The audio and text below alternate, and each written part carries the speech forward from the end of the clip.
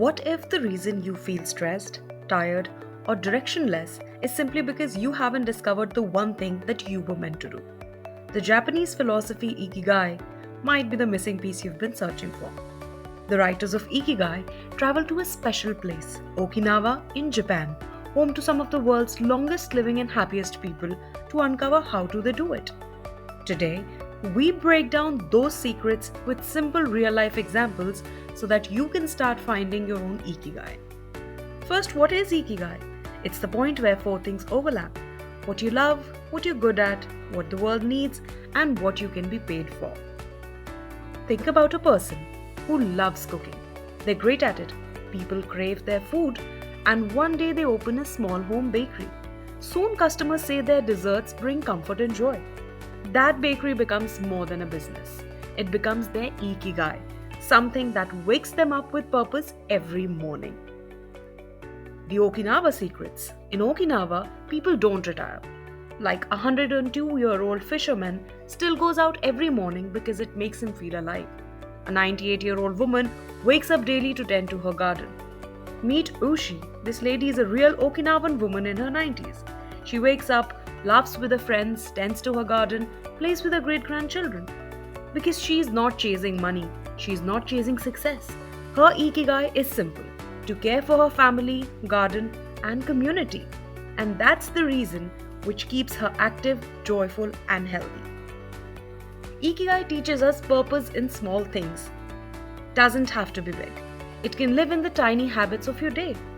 For example, a retired school teacher, she begins painting every afternoon, not to sell art, but because it makes her feel calm. Soon her family, neighbors, they admire her paintings. She gifts them, making others happy. Her Ikigai became spreading joy through art, even though it started just as a hobby, because small joys, they grow into deep meanings. Stress less and flow more. Here the authors talk about flow, being so absorbed in an activity that time disappears. Think about the last time you were doing something you loved: playing guitar, writing, cooking, and you didn't even notice that an hour had passed. That activity is a clue to your Ikigai. In Okinawa, even older people, they enter flow while gardening or knitting. They keep their hands and minds so busy, which keeps them young at heart and physically young too. Ikigai teaches us eating light and living long, because Okinawans follow Hara Hachibu, meaning eat until you're just 80% full. Instead of eating until the plate is empty, imagine stopping when you feel satisfied, but not stuffed. This simple habit helps prevent diseases, increase in your energy, and it adds years to your life. What's their meals? A colorful bowl of vegetables, tofu, seaweed, and sometimes fish. Nothing processed or heavy. The power of community.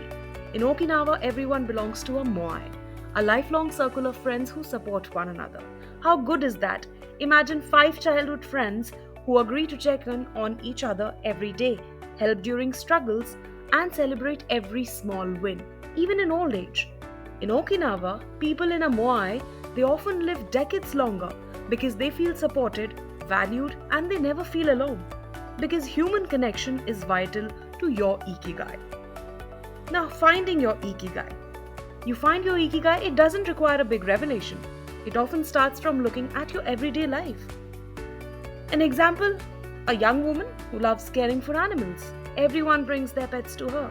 She starts volunteering at a shelter and eventually becoming a full-time animal caretaker. Her passions, skills, and world needs, they aligned. Because finding Ikigai is paying attention to what naturally brings you joy and impact. The heart of the book says Ikigai is not about following a strict plan. It's about discovering the things, be it big or small, but that give your life richness. It encourages you to stay curious, move your body daily, eat lightly, surround yourself with uplifting people, and commit to something meaningful, no matter your age.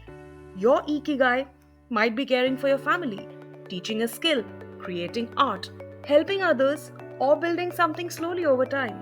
It doesn't have to change the world, it just has to make your world feel alive. How can you find your Ikigai? Now that's the question. Let's figure yours out. Right here. Grab a pen or your phone, or write it on your arm. I won't judge. Step 1. What do you do?